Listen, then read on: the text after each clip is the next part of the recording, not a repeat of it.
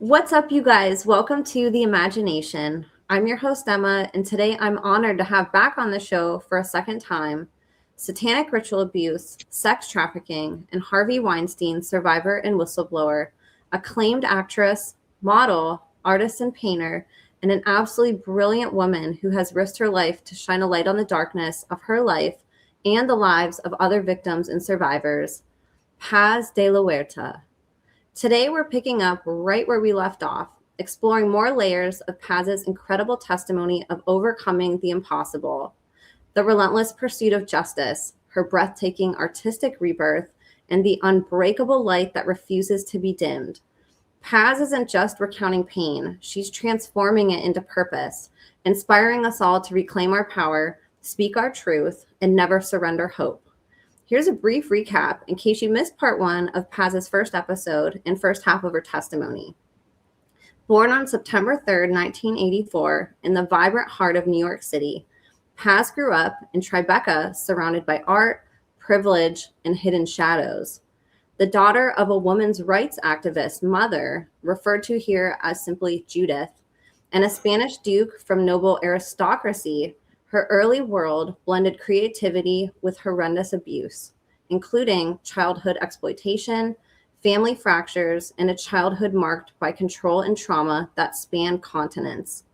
From a tender age, Paz turned to art as her lifeline, painting imagined safe havens and dollhouses to escape the chaos. That same creative fire propelled her into acting, where her raw, magnetic talent shone. With her striking beauty, fierce sensuality, and depth that evoked classic Hollywood sirens, Paz earned a scholarship to St. Anne's School and graduated with one of the highest IQ scores in its storied history, proof that her intellect burned as brightly as her beauty and her on-screen presence. Yet beneath the spotlight, Paz's life hid unimaginable horrors: childhood incest, familial trafficking by those closest to her, exploitation tied to powerful figures like Harvey Weinstein, and brutal assaults that shattered her trust and almost ended her life. The last time Paz was on, we discussed her childhood, her upbringing, early abuses by her father that later led to her mother selling and trafficking her to the highest bidders like Harvey Weinstein, the emotional and physical turmoil Paz was suffering throughout her successful career as an actress and model, how art was her saving grace and outlet, a scandal involving Lana Del Rey, her pursuit for justice, and much more. I'll have the link to that episode below in the show notes and highly recommend listening if you haven't already. Today, we will be continuing right where we left off, exploring the devastating and severe attempts on her life that were orchestrated on set of her films and during her medical treatments by doctors who were supposed to be caring for her. We'll talk about the spiraling health crises, including brain trauma, the relentless control that came from those closest to her journey into whistleblowing, her spiritual awakening, her safer life on the farm with her beloved animals after escaping brutal abuse in Madrid 5 years ago, her newest projects and aspirations, animal rescue efforts, and her dreams of building orphanages to protect vulnerable children. Paz continues to share evidence and updates on her TikTok and Instagram, raising awareness, pursuing legal battles, including her GoFundMe for criminal lawyers in recovery, and working on her memoir while declaring her unshakable truth. Quote, "I've walked through hell and remembered every step. We are all angels capable of rising. Justice is coming, and so is my light." Unquote. Paz is no victim. She's a warrioress and a Renaissance woman, a walking miracle. Her story reminds us that no matter how deep the darkness, creation, truth, and unshakable faith can forge unbreakable wings. So you guys, without further ado, please help me in welcoming back today's guest of honor, overcomer and thriver, courageous whistleblower, courageous warrioress, survivor and survivor rights activist and advocate, justice seeker, passionate purveyor of truth, and absolute walking miracle, the one, the only, Paz de la Huerta. Paz, it is an honor to have you back today. Thank you for coming on again. Thank you, Emma. Since I've done your podcast, I've been really touched by the support people have been showing me, and also, just reading the comments, people, that actually know things are coming forward. So that's interesting. That makes I me so noticed that. happy. Yeah. Yeah. You deserve it. And we were talking beforehand, you've actually had to make some of your social media private because you've even been attacked and targeted on social media by your abusers.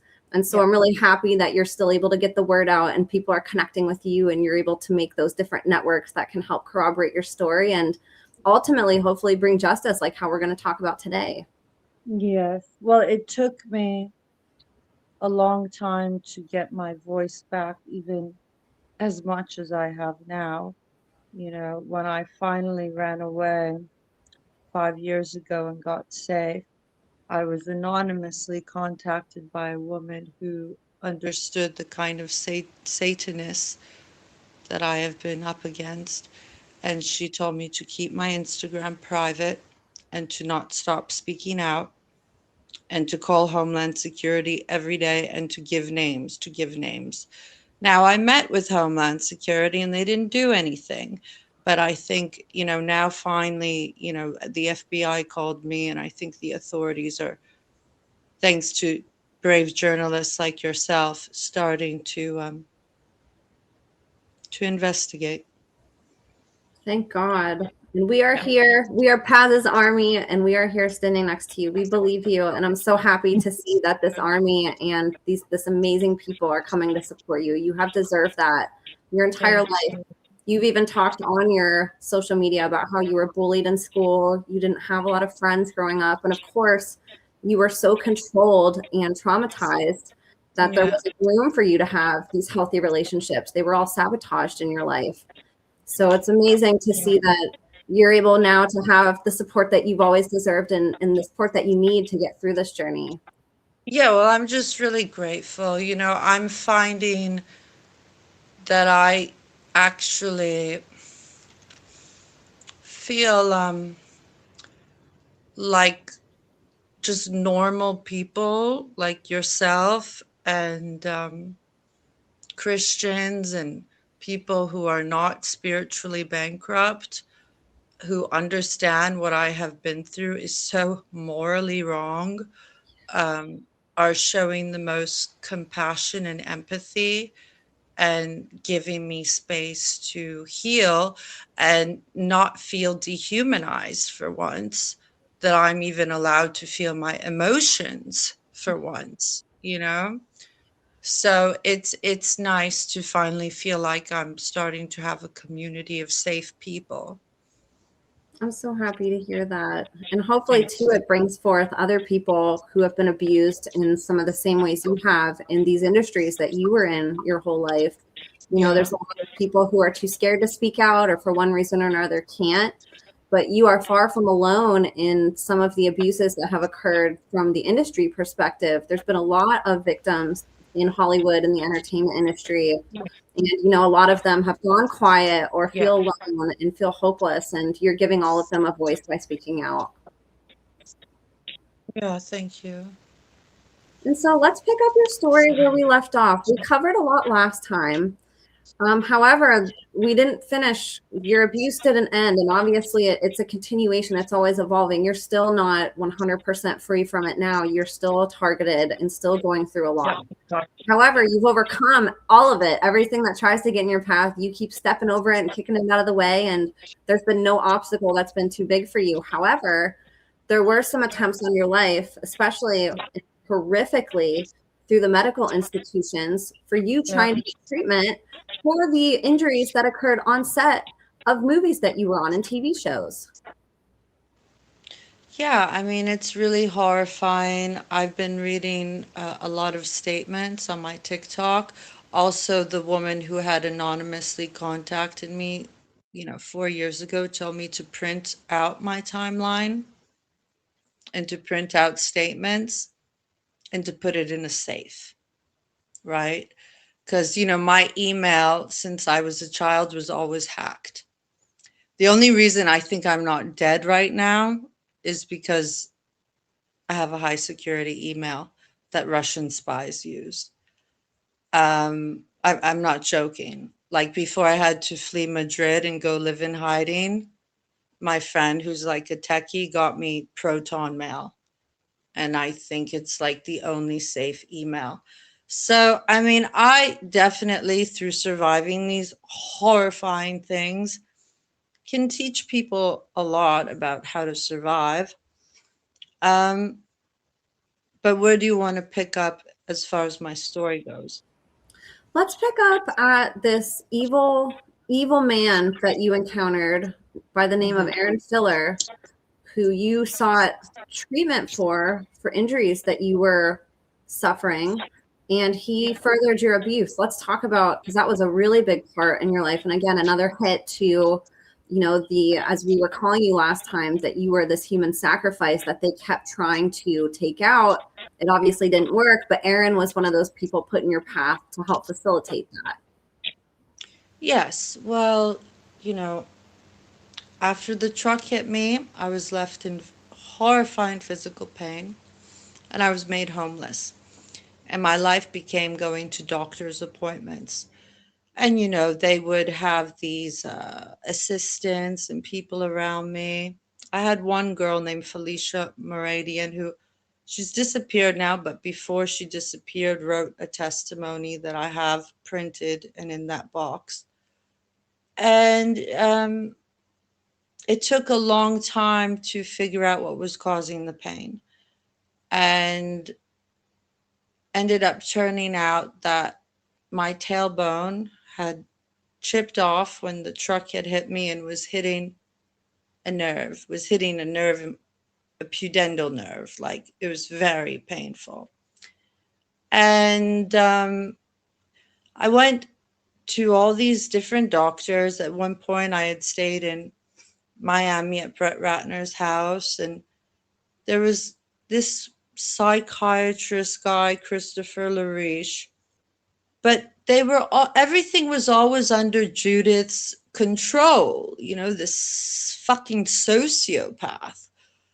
And, you know, even Felicia said in her statement, nothing was ethical about even the dynamic between me and this Christopher LaRiche man. You know, here I was seeking medical help, and he was supposed to be a therapist, but he was more interested in shopping and going out to dinner with us, right? Yeah, it's just not normal. And I feel what's really devastating and what needs to be acknowledged is that throughout all these horrifying things, assassination attempts, I continued to have to work. I would do photo shoots in pain, you know, all these things because, you know, I was the breadwinner. And not only did I not see my money because Judith and CRM management was stealing it, I was also fighting for my life. So I was always put in a position of needing things from people, because my own family wanted me dead. You understand? This would put any human being in an extremely dangerous position in the world. Okay? So I think now, after surviving all these things, the thing that is most important to me in my life is my independence and freedom. You know, even CRM management, you know, anytime I would need like even a, you know, soda, oh, there's money on your card. Speak to Judith, speak to Wendy, you know. So here I was in Miami in dire pain, and in walks Christopher. But, you know, this guy was always reporting back to Judith things and everything. You know, if you listen to the testimonies I've been saying on my TikTok, is all these assassination attempts was because Judith didn't want to be exposed. She was obsessed with the non-disparagement agreement. Well, you know, she took this too far. You know, it's one thing trafficking your daughter to Harvey Weinstein. It's another thing hitting her with a truck. You understand? And then when that didn't work, giving her a brain injury. Like, I'm a beautiful woman, I'm a talented woman. I don't understand why they couldn't leave me alone. So in I'm looking for, let's go back to the pain problem. So Christopher is pretending to help, but really he's just another one of these handlers that is obsessed with making sure that I am always staying quiet to not expose Judith, even if it means my life. So finally, I get some answers about what was causing the pain, and I find this neurosurgeon in Los Angeles. Fly to LA, and he starts giving me these nerve blocks that cost $15,000 a nerve block. Oh, yeah, a lot of money. I actually know now because 5 years ago in Madrid, I had pain down there, but for another reason, because my father was raping me, that those kind of blocks should only cost maximum 2,000 euros, $2,000. Yeah. So he was already exploiting me, charging me $15,000 a nerve block. This guy saw dollar signs, but he preyed on the fact that I was being controlled by the very person that wanted to euthanize me. So Judith didn't care if I was homeless. Judith didn't care if I was in pain. Judith was probably mainly upset that the truck didn't kill me. You get it? And she was probably upset when I figured out what was causing the pain and started getting nerve blocks. I mean, this is just such satanic abuse. So Filler at first, tried to pretend like he wanted me well. And I was in so much pain and I was so desperate that the nerve blocks he gave me would at first relieve me of the pain. But as time went on, I needed a surgery. I needed the tailbone that was sticking into the nerve to be removed. I needed a surgery, and it was an expensive surgery. And I remember I would, for 6 months, homeless, living in cheap hotels, I would show up to this man's office and beg for the surgery. And I remember one time I went into his office and he said, this is how manipulative these people are. He goes, I call your mother. And now that I know the truth about my finances, the sad part was that took me so long to figure out that I was being exploited since I was a child. He says, your mother basically doesn't care if you die or you're left in, horrifying pain. And he said, I can't stand to see you suffer anymore. I'm going to give you the surgery for free. So when he did that, this man all of a sudden became my savior. You get it? But bad things were coming. I will just note that being a physically attractive person comes with many benefits and also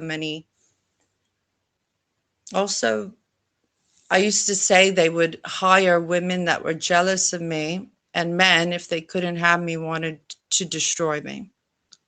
And Filler, for whatever reason, who knows what his obsession was with me. But when he did give me that surgery, and he does claim that he gave it to me for free, and it was like an $80,000 surgery, some crazy price.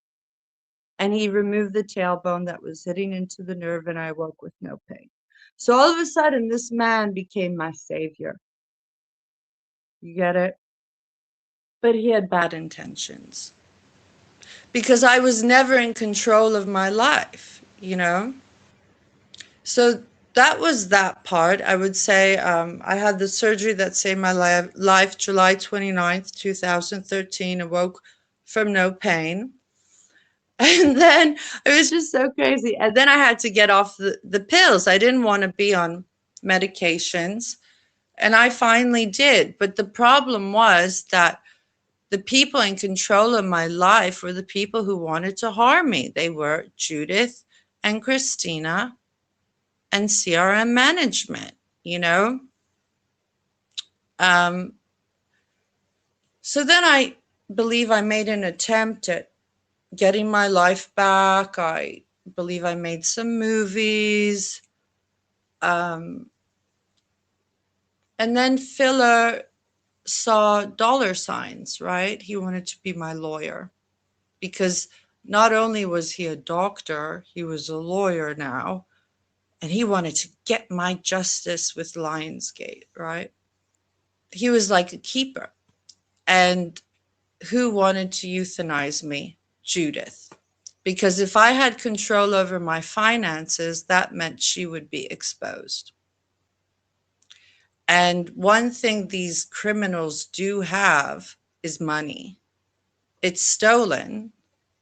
Christina tapped her mother's phone lines and stole $600 million. And I have no doubt it's Christina who funded all the hits on my life. If they wanted to frame it like they were helping me. Okay, if you have $600 million, there's no reason why Paz should be living in Airbnbs and hotel rooms that cost 50 euros a night. You get it? They were trafficking me, they were exploiting me, and they were abusing me. And anytime any money would come in, like for example, when I did get the workman's comp, you know, Wendy at CR and be like, oh yeah, you know, Gail Kisner, you know, I have a very good memory. She'd be like, you know, this is for you, Paz. This is your money. Where do you want me to send it? And I was just so naive. I'd be like, oh, I guess CRM management, right? And then I'd be like, you know, I was just so naive. If I had been more educated on monetary issues earlier in my life, I would have gotten my freedom a lot sooner. And I was always trying to break free from them, you know? But, you know, a lot of people will do anything for a dime. So like that, for example, I have those emails saved. Gail would be like, it's your money. I want to send it to you. And then Wendy from Sierra would be like, oh, no, have them send it to the P.O. box. And then Christine would be like, oh, I made a trust for you. And then I've seen the paperwork to the trust and it says, when I die, this money goes to her flamenco school. You get it? I never saw my money. And even like if you break that down in just like, let's be literal. She made a trust. And I also have in writing that Carrie said, I made Mark Auschwald the trustee.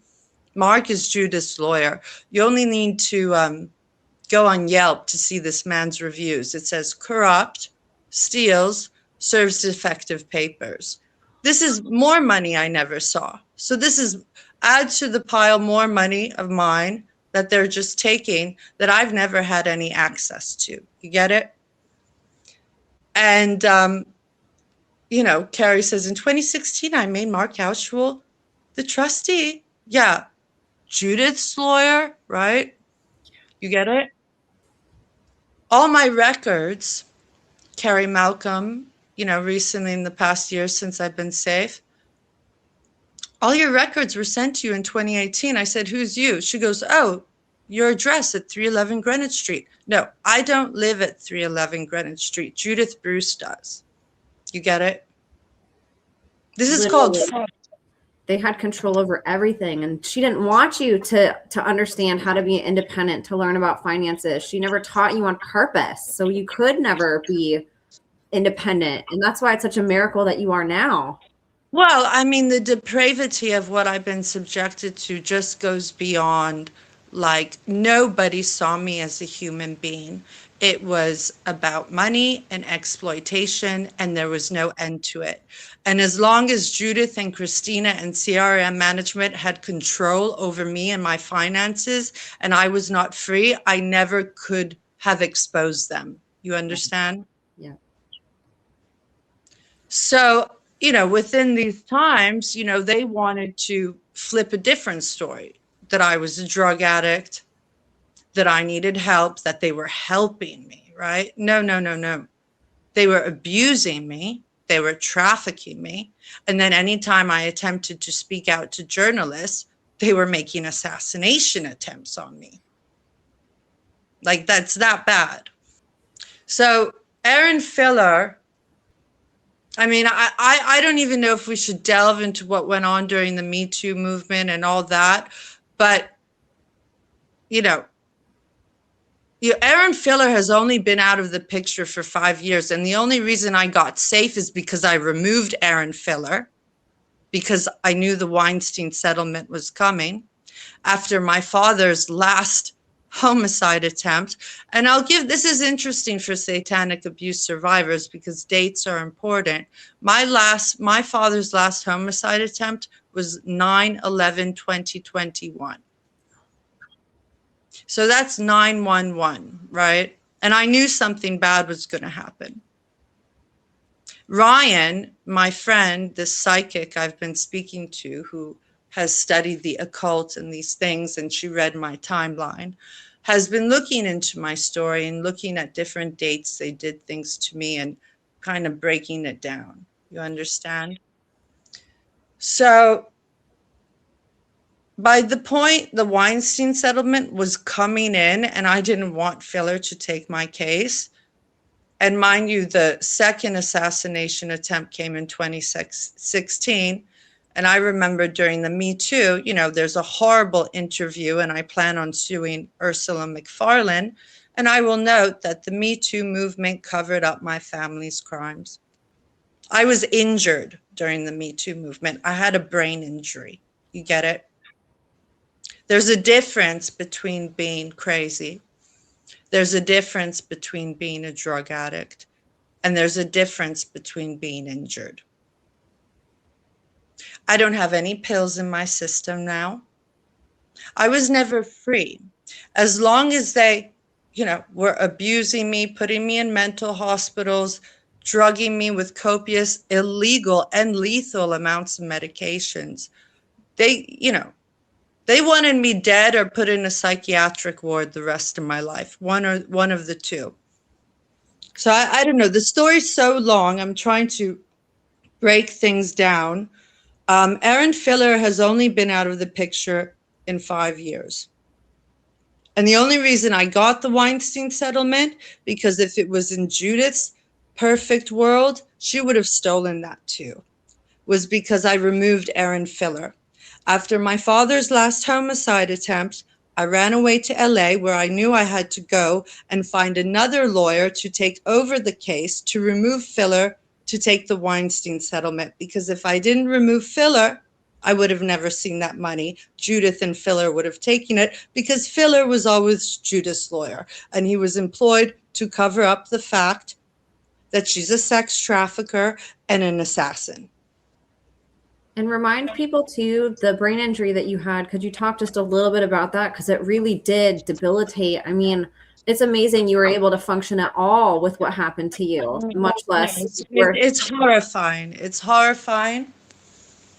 I had been at the refuge like right before the third hearing of the Lionsgate case. Here we are seeking justice for the first assassination attempt.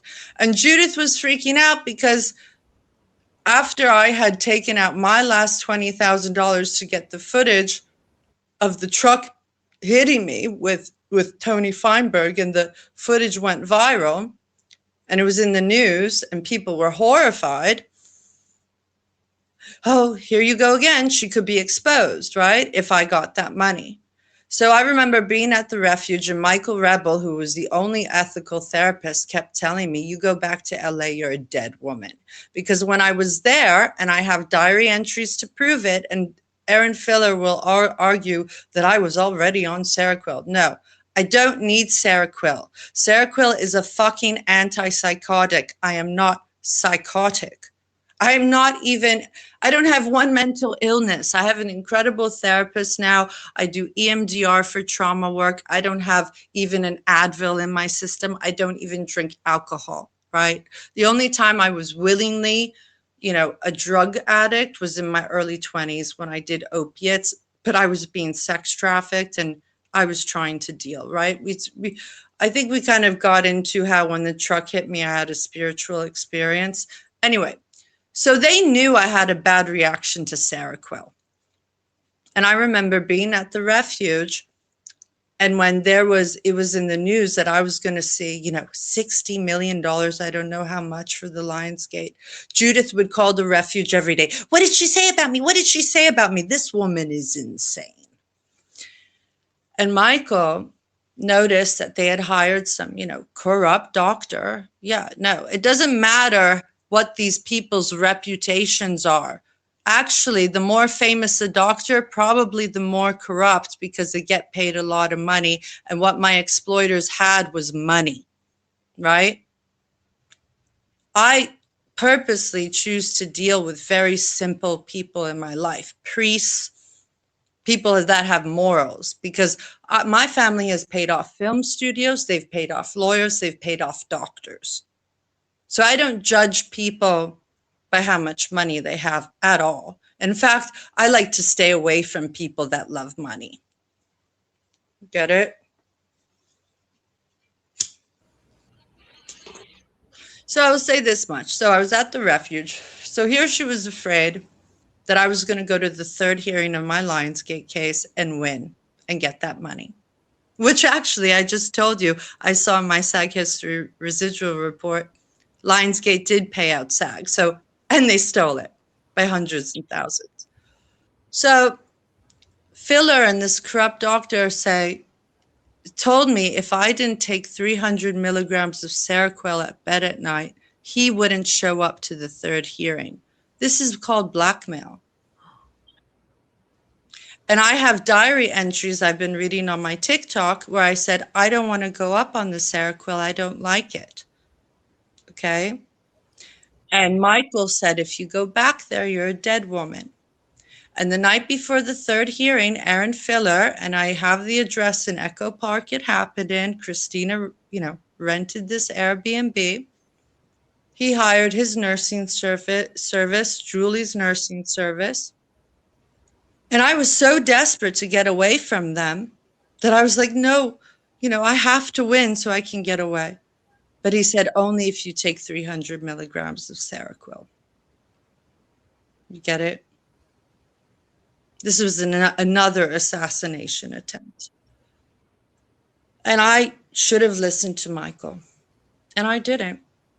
And I took it. What's the normal dose? Well, I mean, it depends. I'm not psychotic, so I don't need that medication at all. You understand? Like, yeah, because that's just, I mean, to even diagnose you as having some type of a mental disorder when it was an injury, and then to put you on a psychotic at that extreme dose, it's just like, it makes absolutely no sense. It's enough to kill an elephant. And I didn't need it in the first place. I mean, I have a friend who's kind of making the documentary about my life and a movie about Rita Hayworth, who I believe, well, it's not my business to say what other people take. I have known people that take that medication, right? Mm-hmm. I personally don't need that. And not only don't I need it, they knew it was something I was allergic to. Okay? That's why they wanted me to take it. It made me dizzy. It made me fall down. And that was their intention. They wanted me to hurt myself. And, I have a beautiful mind. I have a very beautiful mind. And honestly, the first assassination attempt, I survived, and all that, that was horrifying, and I survived. The second one, I mean, even Léos Carax, who's a French film director who I dated, whose movie Annette is kind of about me. After he saw me after the brain injury, he literally said, this is too sad.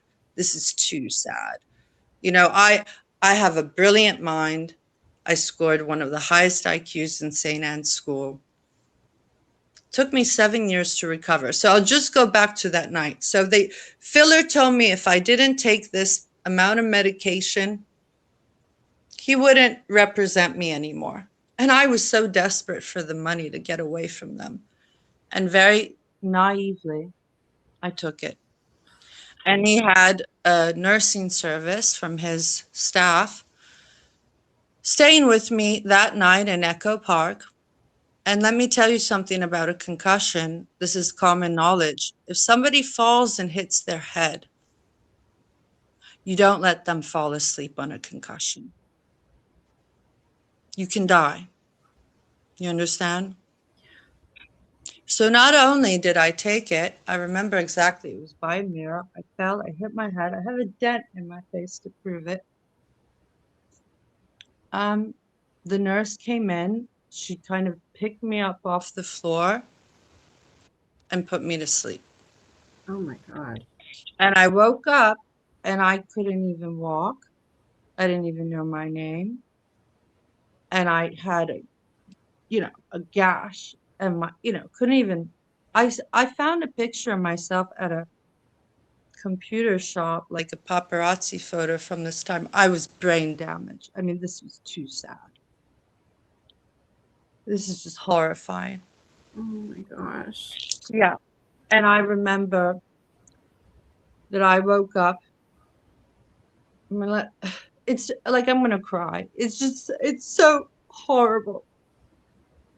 Like in a fucking apartment in Koreatown with blood everywhere, paintings, because I paint, and I didn't know how I got there, like 6 months later, with all of these, these traffickers and assistants around me. And here I was now brain damaged. It took me 7 years to recover from that. 7 years. And then, no access to my money. So now I couldn't heal the way I wanted to. I was then put on all these lethal amounts of medication because the brain injury is like a dopamine deficiency. So then in comes Ricardo Castaneda again, and they're putting me on, amphetamines, opiates, and I was just desperate. I always knew that this plant iboga, which is natural, would recalibrate my brain and make me piece together my life, which is what I eventually took in Madrid in 2020. And my friend James Orlando paid for it because my family didn't want me to take that because they knew if I took that, I would piece together my life and probably get away, which I did. But I will just say, I made Puppy Love, that movie, missing half my brain. I did a lot of drugs during the movie, but it worked for the character, but I had to make money again. These people's exploitation never ended. Even with the money I made on Puppy Love, they stole. So I was constantly being a prisoner. What cracked the code was Madrid 2020, when James, I'll tell you how much the iboga cost, spent 900 euros on real iboga. And it's a very strong medicine that comes from North Africa. No, not North Africa. It comes from Gabon. And it made me piece together my life and who wanted to hurt me and why. And at this point, I was in Madrid in an apartment next to my father, and I started to have physical pain in my vagina again. And trust me, it was not from the truck. That when Phila removed the bone and the nerve and I awoke with no pain, there was no way that pain was coming back. This was a different kind of pain. This was the pain because I was being raped in my sleep by my dad. And then I took the iboga, James paid for it, and I realized what my father was doing. And I started with no money on about 5 androids to write my timeline and my life story as my mind started to repair with the plant medicine. Wow. With that plant, do you only have to take it once and then the effects start working and it's really powerful and it helps you piece things together? Or do you have to do it? And it can last a long time, like 4 years. Now I want to do it again. Now I'm ready to do it again. I'm ready at this point. I'm happy my story's starting to come out, but they call it justice for a reason. Like I have a very good therapist who happens to be a priest, but I am in still need of, maybe a more supportive community, a lot of different things, Yeah. Um, of course, making art and acting and modeling are ways of me to heal. Anyway, I don't know if I was clear about that, but yes, the brain injury was probably, well, all the assassination attempts were pretty fucking frightening. But the brain injury, given that I really do love my mind, that was just, I mean, I love my body too. All of them were horrible. I'm so grateful the iboga recalibrated my brain finally. And so that was a big part of during that 7 years, that healing that occurred to where now the brain injury isn't there. At least it doesn't impact you. No, that's definitely healed, but Yeah. they did some very horrible, the Me Too movement happened during the time I was injured, and that didn't help me. They did that on purpose. They put me in that Untouchables documentary. I was injured, I was being drugged, and oh my God, they did it. And as if that wasn't enough, the lawyer, Kerry Goldberg, told Ursula McFarlane I couldn't talk about Judith. Right? You get it? You get it? All of this was not to expose that Judith is an assassin, a sex trafficker, and a thief. And I will sue Ursula McFarlane. And I said it, there's a video I made on TikTok that has about 40,000 views now. Every lawyer that took money to cover up my family's crimes, every corrupt doctor, I want them all behind bars. I mean, Kerry Goldberg will have to testify that the day after I retained her, Judith showed up in her office. As long as she had control, she would not be exposed. You get it? Yes. And I will note something. There was a CIA agent who exposed what they do at the United Nations. And he was killed. Judith Bruce is more dangerous than Harvey Weinstein. I'll say it again. Get it? There are things going on in the world that powerful people are trying to cover up. Talk a little bit about, if you can, and we don't have to spend a lot of time on this, but as I was saying earlier, you're giving a voice to a lot of people who have been abused in these industries, in Hollywood, the entertainment industry, even the music industry, modeling industry. It's all sort of built on that same exploitation model where beautiful, talented, amazing young men and women get in to build a career. And like you said, a lot of the people that hold the power in these industries are looking at you not as a human, but as a dollar sign. And it becomes this exploitation machine that's churning and burning talent for their own benefit to make money. And obviously a lot of sexual abuse. There's a lot of different things that, have been alleged to happen. In your own experience, your own mother, Judith, she was paying off people. She trafficked you to Harvey Weinstein. You would have never probably even met Harvey Weinstein if she wouldn't have put you right in his direct path. She was the one that fueled all of this. Can you talk a little bit about other things that you have seen in these industries that are putting young men and women at risk for these same things that you went through? Well, I want to note, for me personally, I love my work as an actress. I love what I do. And you're so good at it. Me too. And I love painting and I love modeling. What to me is unfortunate about what took place in my life up until recently is that it was exploited by my family. I don't believe anything is wrong with being beautiful. I don't believe anything is wrong with being sexual. I don't believe anything is wrong with being sensual. I don't believe anything is wrong with, as long as you're creating, that's beautiful. now that I have autonomy over myself, and only recently, I won't say on your podcast for my safety, I have a new manager that saw the bruises that my father put on me 5 years ago, knew I was being abused, and said, I want to help you because I know you're being abused. Unlike Carrie Malcolm, this man has a conscience. So anytime people want to work with me, they have to go through him. He makes sure they don't know my family. And he makes sure I get paid. So now I'm only starting to see money I make, right? And it feels good. I like working. I like creating. I like making money.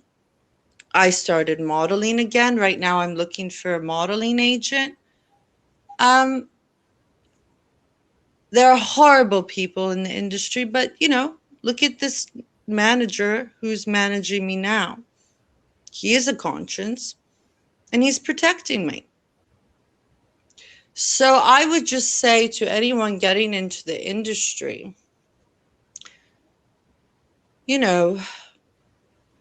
unfortunately, I never had good role models because my family was exploiting me. I would love to have a child and that's one reason I really want to get on with my justice. Had the last lawyer not been paid off, even just from a financial perspective, I would have been able to buy a home by now. I want to, I worked for it. It's my money they've been living off to have my own family and care for it.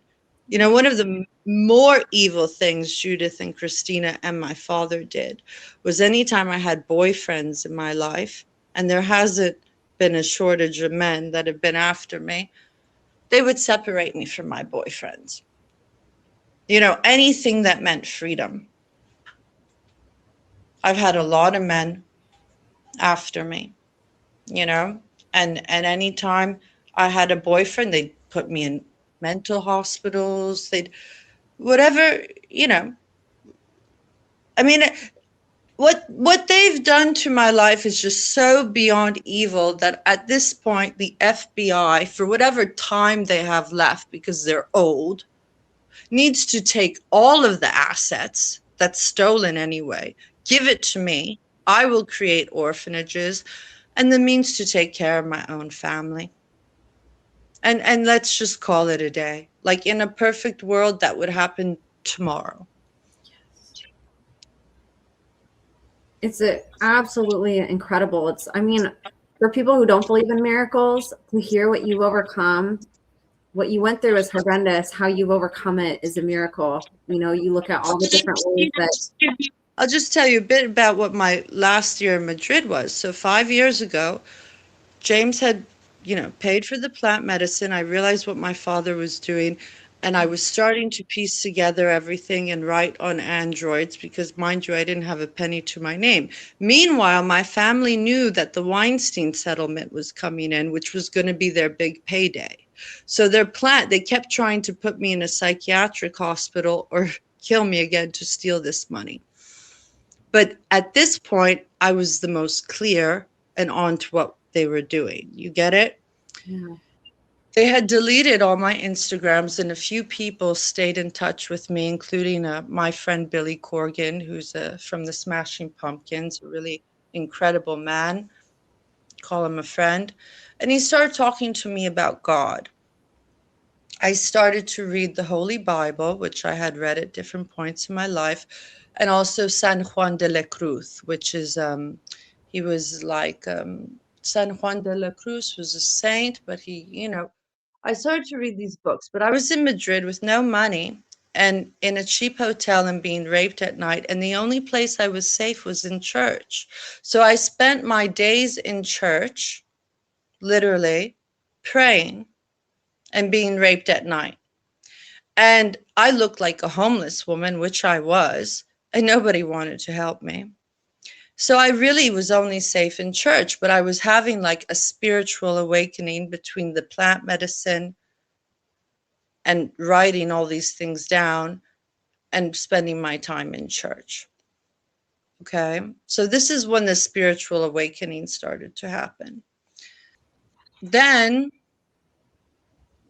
this is just how horrible it was. I didn't want to sleep alone at night. So in steps this girl, Almudena, and this is like a horrifying girl. You know, she has like Down syndrome. She's retarded. I didn't want to sleep alone at night because of what was happening to me at night. You understand?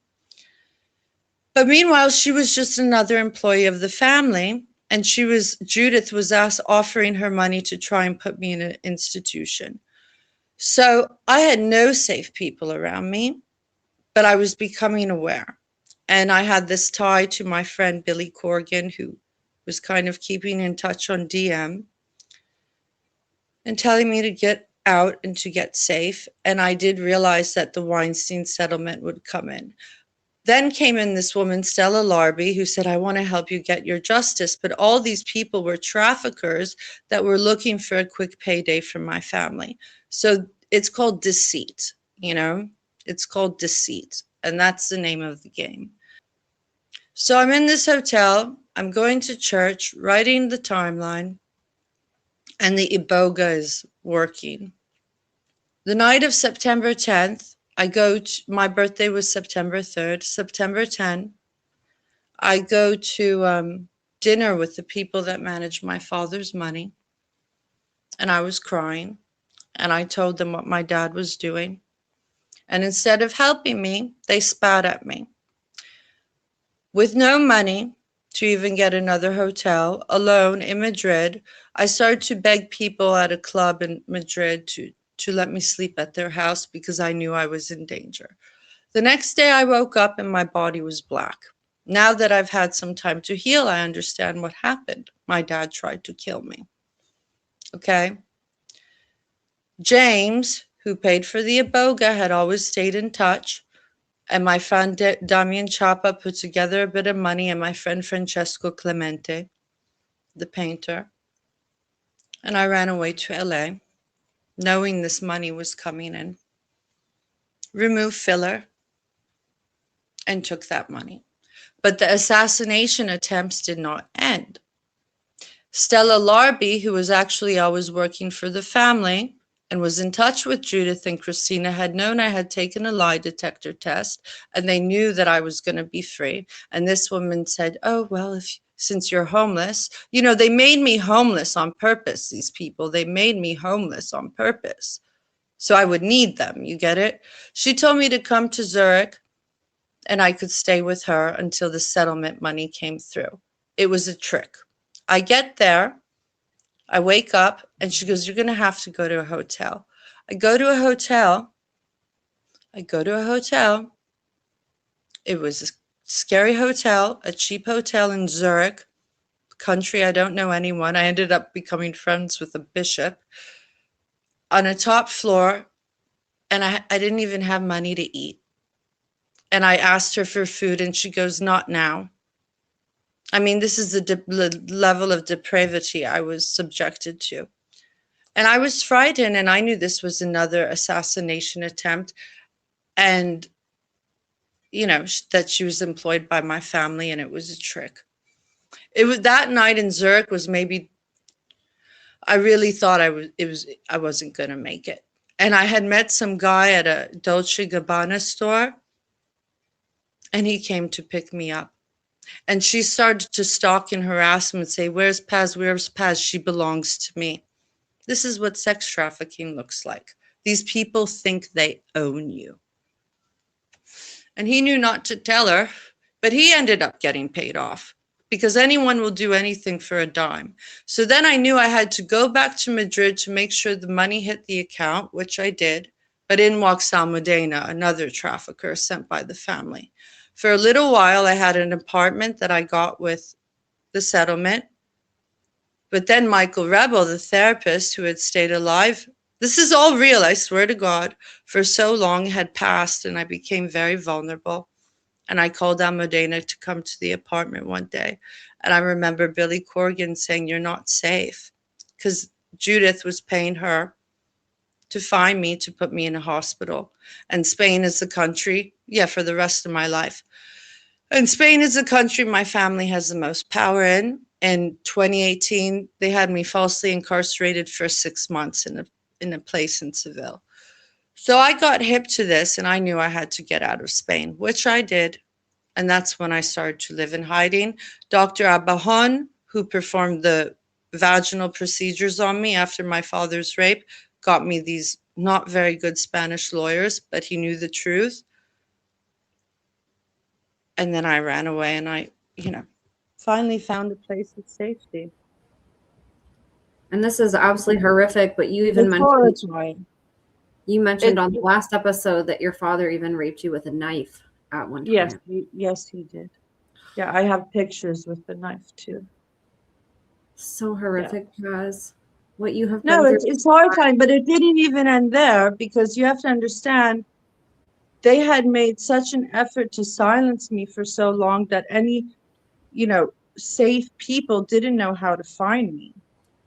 Part of trafficking is control, isolation. You understand? And then James came to this country I was in, and he said that Judith, and I read the testimony on the TikTok, had called him, and I had told him to not pick up numbers from her. And this is only 2022. And that she asked him for recent photos of me to run a textual analysis, and said that she put a hit on my life because I had probably said things about her that weren't true, and that I was a paranoid schizophrenic, right? And offered him money and a plane ticket to find me, to give up my location. Now, with that kind of evidence, how many people do you think she offered money to that took it? Almudena, Stella, Lionsgate, Aaron Filler. There's your answer. This woman needs to go to jail, and it can't happen soon enough. I just had a birthday. I don't want to live in hiding anymore. I want to see all retribution for these horrifying crimes made against me. And And despite the resources to heal. I can only do so much. And when I got to this country, and I will share this with other victims, Michael Rebel, who is a brilliant man and therapist, had written a book called Animal Angels. And he was always, somatic experience work is really interesting. It's different than what my therapist does now, but animals are angels. And he would always say, like, what kind of animal you are. And I got here and I saw this beautiful, where is she outside? Oh, there she is. Look at her. That white dog. I was in a bad neighborhood and I saw this dog and I rescued her. And then I had met these people in Paris. I did their fashion show and they came to this country and they came over and they're like, what are you doing here? Your dog needs a yard. And then I found the farm because I rescued the dog. And you have to understand why this is more smart than it. My family has paid off security guards, lawyers, doormen. I'm now surrounded by animals, and I have a statement that Judith is asking people for recent photos of me to run a textual analysis. That dog will not accept any amount of money to give up my location. You get it? So, in a perfect world, if I were to see all the money that I deserve for these crimes made against me, I would, teach victims of all kinds of abuse about animals. what was the animal that you chose for yourself? Was it a dog? What do you mean?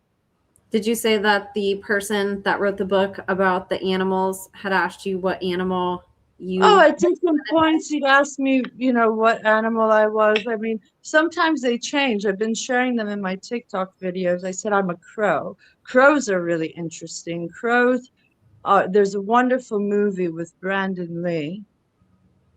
And crows are very intelligent, but they take note of people who have wronged them. And they're very vengeful. They'll go back for revenge. And I said, I'm the crow this year, I love that. Yeah. So, it changes at different points. Yeah. Today I'm starting to get tired. Recently, Michael would also say things to me. He'd be like, when you become who you really are, what used to work stops working.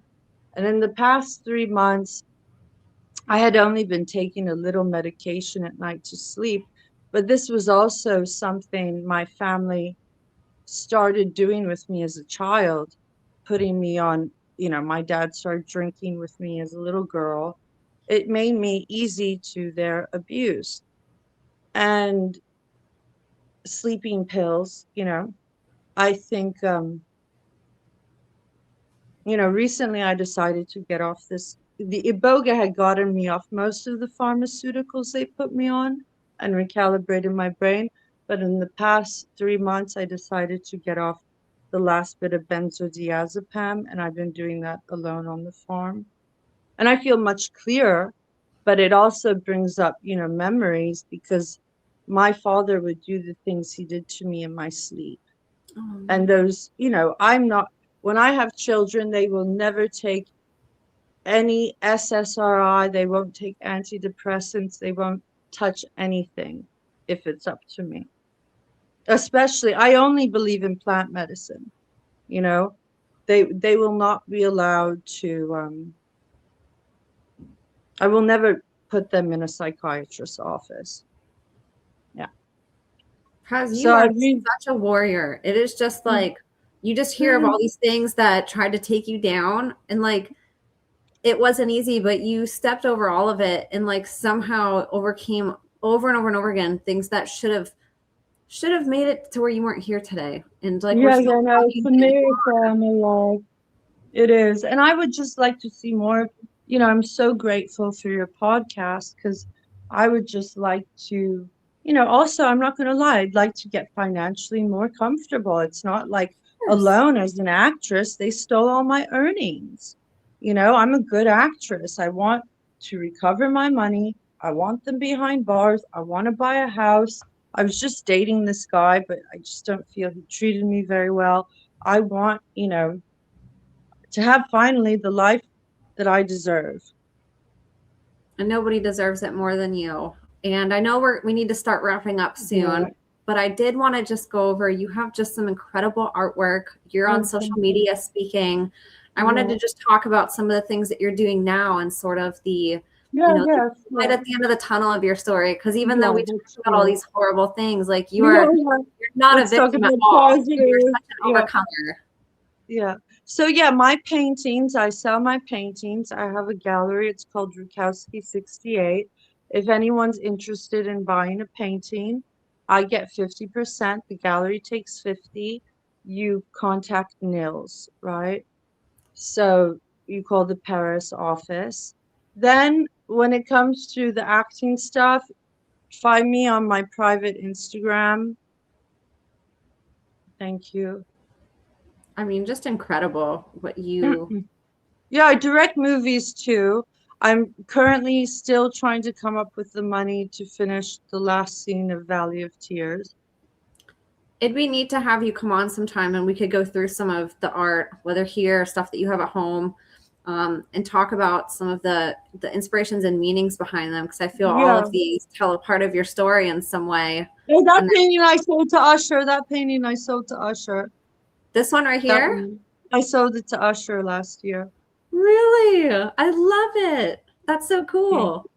That was Mary, my dog that just passed away. Oh, this one right That was here? Mary again. She was like my muse. Oh, and is that you then right here? Yeah, as a child. Oh, yeah. All my dogs happen to be white. Nothing wrong with that. That just shows how much, how angelic they are. And look at you, just absolutely beautiful here. Oh, thank you. Yeah, that's from Valley of Tears. Stunning. You are just so, in every way, inside to out, you're so gorgeous and just so talented and so beautiful. Well, beauty is inner. Beauty is inner. I've devoted my life to spiritual practice. So. And in your bio, you also have this really neat article from Interview magazine too that you were featured, which is another beautiful photo of you, but a lot of your artwork got featured in here and a little interview with you, which is really neat too. So I'm going to link that and people can go on and learn a little bit more about you and your artistic side and you as an artist. Yeah, as a painter, I've always seen things more clearly. You know, it just made me see things clearly. Art and writing,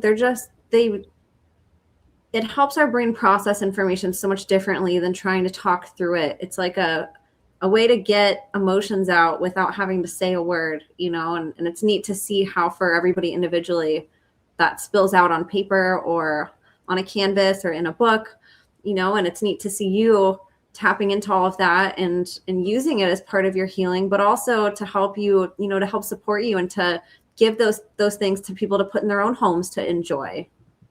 Yes, yes, yes. Anyone can also help. You know, I will just say that only recently, because the traffickers in Madrid, Almudena, and the Dar brothers only recently stopped sending me death threats. And just to give the audience an example of what a death threat is, I will wake up to emails that have pictures of me lying in a bed that say Paz de la Muerta, which means Paz is dead. And then it says 1984 to 2025. So I only stopped getting those recently since I hired the Spanish penalist that my aunt found me. And, you know, they even tried to sue me for slander. And then my lawyer wrote their lawyer a letter and made them, you know, understand I have committed no crimes and they trafficked me and tried to kill me. And they finally left me alone. So people have to understand that these lawyers, this is not a joke. Like, I need lawyers to protect myself from further retaliation from my exploiters. And they're expensive. And it's not like I don't work. In the short time that I've been safe, I rescued those paintings in Paris, had a vernissage. I've done three movies. I did one in Spain. I did one last year in LA. I did a music video. I've done a few modeling jobs. And all my money, it's like I really don't have much of a life, but, you know, paying for lawyers. And that is exhausting. I actually want a more fulfilling life. Yeah. It's so exhausting. And not to mention, you have to worry about who you're working with. You know, you can't just go work with. Don't know my family, because Judith and her lawyer's last attempt to find me was only November 11th. Her lawyer, this Mark Auschwitz guy, wrote a letter and said, your mother still loves you and wants to send you money, but we need someone to a point person to send it to. Now, I have 3 bank accounts. Nobody needs to know anybody to send me money. That's why people have bank accounts, right? Yes. And the world knows I have a GoFundMe. So that's just further evidence they're still trying to track me down. And that's pretty scary. And at least my French penalist told me to tell him that there's a investigation in France now against Judith and my father. And my new Spanish lawyer told me to file a police report against Judith's lawyer, Mark, because he's actually familiar with the family, and one case is against my father for my aunt. So at least that's some progress in the legal sphere. Absolutely. And I would ask anybody, if it's in your heart and if in your pocket, obviously, to be able to support Paz on this mission and journey that she's on to get justice. You know, one survivor getting justice really it's a victory for our whole community. And with the exposure she's already gotten, I think she has a really good chance, if we can just keep this fight going for her, that she can pursue justice and win. And so I would ask you guys, if you guys have it in your heart, if you guys could donate to her GoFundMe, which I'm going to have below. All of this purely goes to her pursuit for justice. And then she can work and help pay her bills and live her life. But I would love if we could help resource her journey to justice, because it really does get so expensive. And yeah, these laws cost and you're fighting in multiple countries too, which is even more. Many countries. And, you know, there are certain things like the brain injury. I only had a year after that happened to file. It took me 7 years to recover. but I heard from the DA in LA, and he told me to file a police report the next time I'm in LA. You know, with the conspiracy fraud, I have to act. I had 6 years upon discovering the fraud to file. I discovered it November 2022. Now it's 2026. That's 4 years. I really have to do that this year. I still don't have enough for the retainer, and every lawyer has asked for a retainer. I'm trying to find one to take it on contingency. That's, you know, just for the money they stole. And then, you know, things happening in France, and then, you know, it's for the trafficking in Madrid. I just, you know, my lawyer doesn't want me to say certain things yet publicly in Spain. But I will just say, you know, it's very costly. And I'm not about to sell my body. And trust me, I have had plenty of men offer to take care of me that I wasn't in love with. I work. I've made 3 movies. I paint. I model. You know, you can hire me, but you have to go through my manager, and he'll have to screen to make sure that you're safe. And I sell my paintings. So it's not like I don't work, but I do want a more normal life. Yeah. Of course. And you have a book that you're working on authoring. You need resources to continue painting, to continue whistleblowing. So I'll have her GoFundMe down in the show notes. And then if people do want to buy your paintings, what was the best way for them to get a hold of you?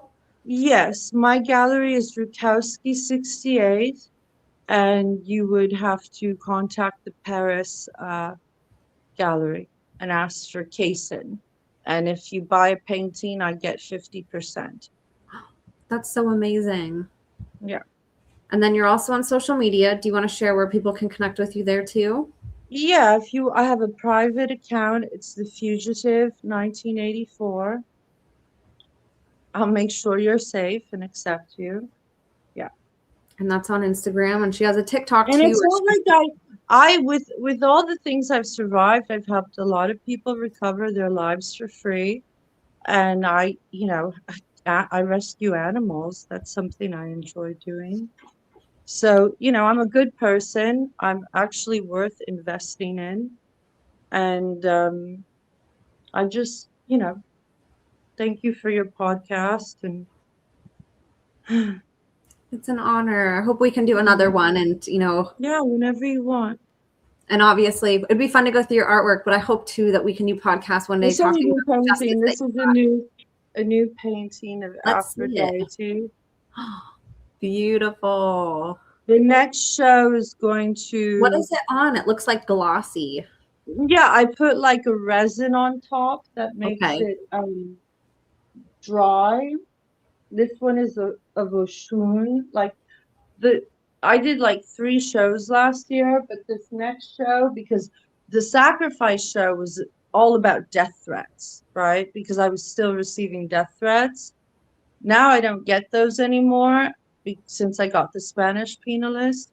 And now I wanted to like take my power back. So I started to paint all the deities like Oshun, who's like the goddess of the sweet waters, and like Orishas religion. This is Enki. Enki is like a Sumerian god. This is Yamenja, who in Orishas is like the goddess of the sweet water, of the ocean. How long does one of those take you? Well, I can do them very fast. I get an idea and then I have to put it on canvas. This is Nefertiti kissing one of her daughters. This is Mother Mary. You know. Finally, when I got off the last bit of night medicine, I lost a bunch of weight, and my period comes once a month, which made me really happy. You know. Yeah. So I painted that. So my art, like, is all a part of my healing. And I don't want to say where the next show is for my safety yet, but it's going to be very powerful because I'm demonstrating that I'm not afraid, right? So, When will that be out? well, we're working to find a space, but it will be co-produced with my gallery Yay! and I can't someone wait. else. We'll Yeah. post about it and share about it whenever. And obviously, you guys can follow Paz on Instagram and TikTok. She'll be posting updates as well. She has Yeah. links in her bio and both platforms, so you guys can access. And I'm all. about to do a movie that I'm preparing for. Amazing! Your life needs to be a movie. Oh yeah. Well, that's what Valley of Tears is about. But that's another thing. I would like to raise the money to finish the last scene, which I want to film in Sintra in Portugal. Wow. That But would anyway, I'm getting tired, honey. I gotta. absolutely. Is there any closing words that you had? No, I just want to say that I hope that my story, I haven't survived all this insanity to live in vain or to live in hiding. I've done it to help people, right? If I can survive these things, I hope that my story gives people hope. And I hope that people start seeing me as a human being, because I was so dehumanized. And I deserve as well to be acknowledged as a human being with feelings and needs. And, I have survived all these things and I have good intentions and I want to help people and I do help people. I also need support. So I just hope that with my story that people understand, angels need protection too. You gotta, people should try to be kinder to one another. Hollywood, the aristocracy, people get caught up with things in life that don't matter, like money and power.